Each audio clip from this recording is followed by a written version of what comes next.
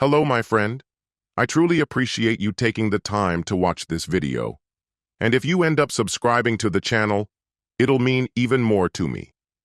Let's jump in. My name is Ivan, and today I'm going to share something personal. After years of marriage, I came across an item in my wife's handbag that caught me completely off guard.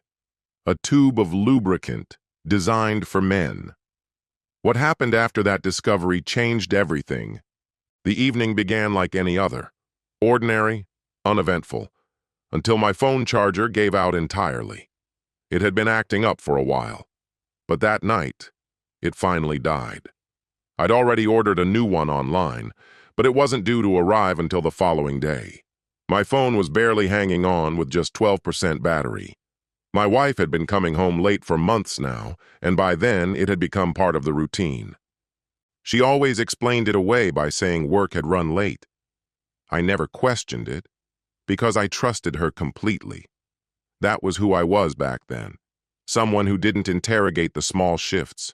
Someone who believed the best of the woman I loved. The first time she came home unusually late was about 3 months earlier. She walked in around 9:30 p.m., full of apologies and blaming an unexpected client meeting. I reheated her dinner, asked how things had gone, and didn't think twice. That, I now see, was my first mistake. The late nights became more frequent after that. At first it happened once a week, then twice. Soon she was spending more evenings at the office than at home. Every time she had a reason, a demanding deadline, a complex client, or a critical meeting that couldn't be rescheduled. And I didn't doubt her. Not then. But over time, other patterns emerged. She began guarding her phone with unusual intensity, even bringing it into the bathroom. The moment she got home, she would head straight into the shower, claiming it helped her decompress from stressful days. Our conversations grew more one-sided. She was always distracted, her eyes fixed on her screen even while I spoke. Our physical closeness dwindled, and when I asked her about it, she said it was stress, that things would return to normal once her projects were wrapped up. I believed her because I wanted to, because the idea of confronting the truth was unbearable. That night, she arrived even later than usual. By then, I didn't even blink. She barely said hello, gave a vague greeting, and disappeared into the bedroom. A moment later, I heard the water running. That had become her new normal. Silence, then a long shower. I thought it was just her way of managing fatigue. Sometimes she'd stay under the water for half an hour. I never questioned it, not until that evening. Looking back now, I understand. She wasn't just unwinding. She was hiding something, washing away evidence of choices she was keeping from me. With my phone nearly dead and no charger in sight, I decided to use hers. We'd always shared things, and since her charger was compatible, I thought nothing of reaching into her purse. I opened the zipper and started sifting through the contents, until my hand touched something I didn't recognize. A tube of men's lubricant, partially used, and next to it, a packet of emergency contraception. I stopped cold. My eyes locked on the items in disbelief. The morning after pill looked untouched at first glance, but the lubricant had clearly been opened. My mind raced. What possible explanation could there be for these things? And why now? I stood there frozen, my thoughts scattered. Nothing about this lined up with a faithful marriage. I carefully placed the items back where I found them, zipped the bag closed, and stepped away, numb. Back in the living room, I sat down, my head spinning. The truth was right there. I couldn't ignore it. She hadn't been working late. She was meeting someone, a man, someone she was physically involved with, someone she saw more than once. The realization struck like a physical blow. For a moment, I tried to rationalize it. Maybe it was a leftover item from some prior time, a misunderstanding, a medical sample. But even as those thoughts came, I knew they were just hopeful lies.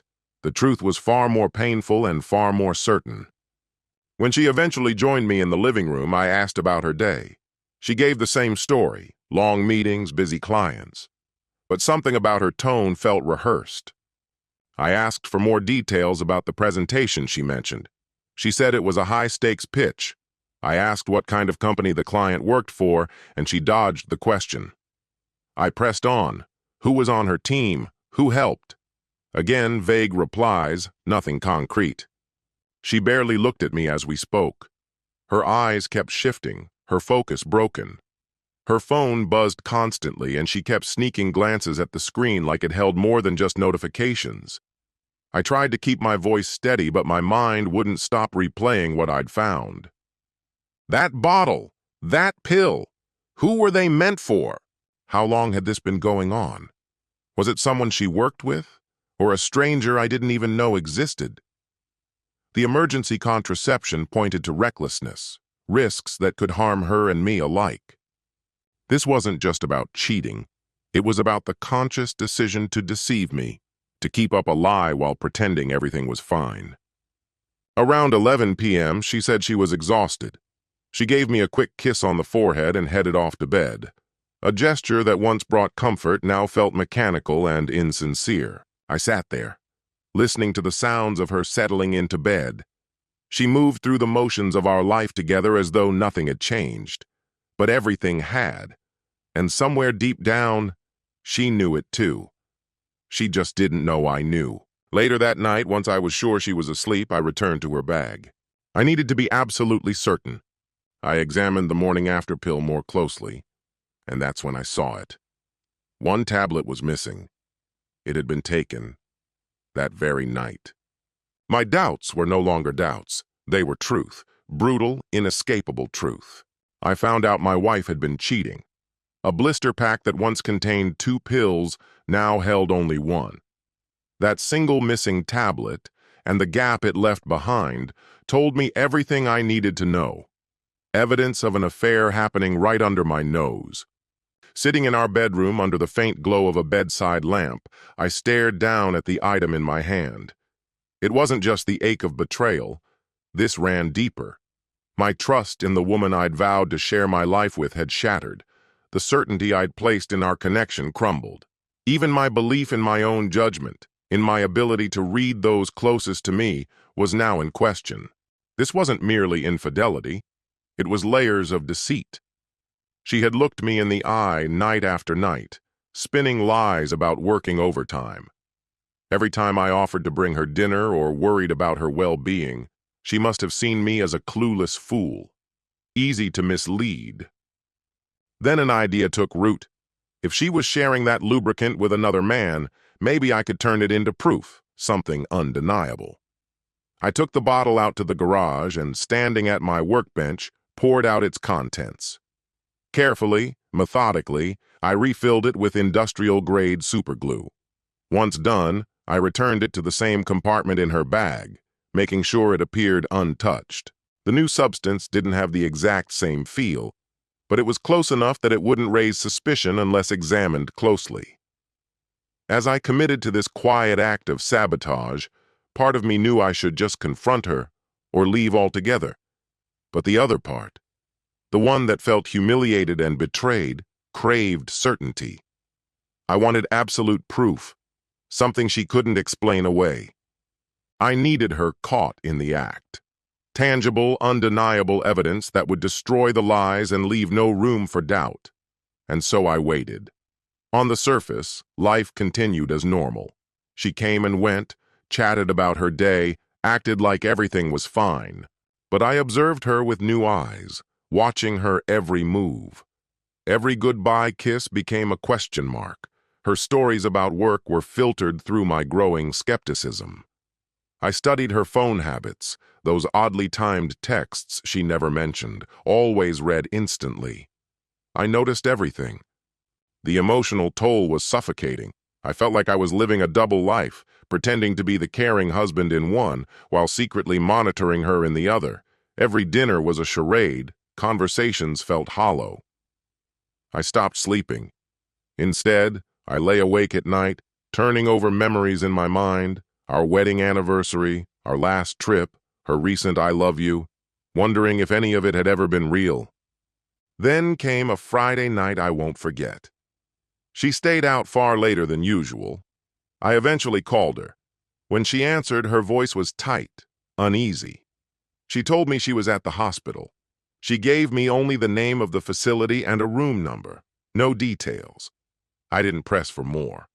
I just grabbed my keys and left. Driving there, I was torn between concern and dark expectation. Part of me feared she was seriously hurt, but another part, colder, more calculating, believed this was the fallout from what I had done. When I arrived, I walked through the emergency room, gave her name, showed my ID, and was directed to her room. As I walked the sterile hospital halls, a storm of thoughts swirled in my head. If this was really the result of my plan, then I finally had confirmation, proof of what she'd been doing. But at the same time, I began to feel the weight of my actions. Had I gone too far? Then I saw her. She was lying there, pale, hooked up to machines and IV lines. One look and I knew she was genuinely in pain. Her eyes met mine, and in that glance I saw everything: shame, recognition, and a deep understanding. She knew. Somehow she'd already pieced it together. She realized why she was there, and that I was the cause. She didn't try to deny anything, didn't ask questions. There was just silence, a silent admission that the lie had ended. I didn't stay long. I looked at her and called her what she was, a cheater. She didn't argue. Her face said it all. She knew it was over. I turned and walked away. That moment lasted less than 2 minutes, but it marked the end of everything. The relationship we'd built unraveled in silence. Driving back home, I couldn't pinpoint how I felt: numbness, relief, sorrow, and maybe a twisted sense of closure. It was as if I had watched someone else's life crumble. But when I got home, the full impact hit me. Super glue isn't some harmless trick. It's dangerous. It reacts with skin, bonding instantly, causing burns, tissue damage, even requiring medical intervention. She wasn't just exposed, she had suffered real harm. That truth stung. Yes, she had lied to me. Yes, I had been betrayed. But what I'd done had crossed a line. There were consequences, serious ones, painful ones. I couldn't undo it. Whatever love had once existed between us was gone. Her deceit and my retaliation had burned the bridge beyond repair. The marriage couldn't survive that. It was finished. Back inside the house, I looked around and felt the heaviness of what had been lost. Every framed picture, every keepsake from vacations, weighed down with a new meaning. They felt like remnants from a life I had misunderstood, a version of me that had once trusted without question. The divorce that followed was as brutal as you'd imagine. After she was released from the hospital, we no longer spoke directly. Our conversations happened exclusively through our respective lawyers. The legal battle began just a few weeks following the incident that landed her in that hospital. Her attorney acted swiftly, accusing me of physical assault and initiating formal proceedings. The case quickly became complicated, largely due to the strange and layered circumstances surrounding what had happened. Her legal team asserted that I had deliberately caused her harm. My attorney, in turn, presented documentation proving she had been involved in an affair, and argued that what I had done was not violent in intent, but a poorly judged attempt at a joke. At the time, I hadn't the faintest clue that she was cheating. Since both of us earned comparable incomes and maintained independent financial lives, our division of property followed conventional legal standards. There were no children involved, which spared us the drawn-out pain of a custody battle, a factor that often makes divorces far messier and more emotionally charged. The house went up for sale, and the profits were divided equally between us. Our investment accounts, retirement funds, and all other jointly held financial resources were split according to legal protocol. Over the course of our marriage, we had created a modest but stable financial life: savings accounts, home equity, joint portfolios. It took several months to fully process the divorce. During that time, we lived apart and avoided all direct contact. Any message we needed to relay to one another was passed through legal representatives. The whole ordeal was a heavy burden, draining us emotionally, financially, and in terms of time. Still, there was no turning back. Our relationship had collapsed beyond repair. That's how I found myself going from a committed husband to a divorced man, without any preparation or foresight. And the strange part? It all started with something as mundane as a faulty phone charger. Years of mutual trust crumbled in an instant, set off by a seemingly insignificant malfunction. Ironically, if that charger hadn't failed that night, I never would have ended up looking through her things. Had that moment never occurred, I might have remained oblivious for a long time, possibly years, never suspecting she was being unfaithful. My entire trajectory shifted because of a cheap $15 cable that chose the worst, or perhaps most fateful time to stop working. Looking back now, I realize I had choices. I could have calmly confronted her after finding what I did. I could have taken a step back, gathered more information, and then gone straight to filing for divorce. It even crossed my mind later that maybe counseling could have been a step, an attempt to understand what led her to seek something outside our marriage. But I didn't choose that route. I acted in a way that, while it uncovered the truth, also came with a steep price. The aftermath exposed me to some of the harshest realities about relationships, and about myself. I learned that betrayal can twist even decent people into making impulsive and damaging choices. I saw firsthand how heartbreak and fury can lead you to react in ways that only worsen the situation. And I realized that revenge, no matter how justified it may feel in the moment, often comes with consequences you didn't foresee. Now, I'm slowly piecing my life back together, taking deliberate steps, more aware than ever. That experience fundamentally shifted the way I understand love and trust. I now pay closer attention to warning signs, I ask the hard questions earlier, and I no longer stay quiet just to keep the peace. The journey back has been difficult but eye-opening. I've had to reflect deeply, not on her betrayal itself, but on how I responded to it. I'm cautiously rebuilding my ability to trust while remaining on guard against the bitterness that betrayal can plant in your heart. Even now, I sometimes catch myself wondering, if that charger hadn't broken, would I have discovered the truth at all? Would we still be living together, with me completely unaware? Might she have ended the affair on her own and recommitted to our marriage? These are questions that can never be answered, but one thing I do know, painful as it was, I'd rather live with the truth than keep going in a lie. Though the path I chose to uncover that truth was far from perfect, I'm grateful I found out who she truly was, before I wasted even more years on a false foundation.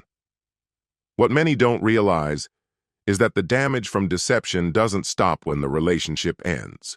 It keeps echoing into your future, affecting every new connection you try to build. Whether you're the one who lies or the one who gets lied to, the cost is much higher than you expect. Trust is rare, fragile, and once broken, nearly impossible to restore. Our marriage is over, but my life isn't. I'm focused on constructing something better, this time with clarity, caution, and hard-earned wisdom.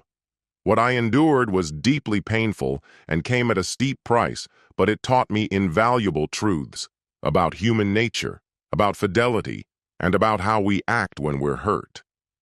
And with that, the chapter ends. I'd love to hear your thoughts. Feel free to leave a comment below. Thank you for staying with me through this story. If it resonated with you, don't forget to explore the other videos on the channel.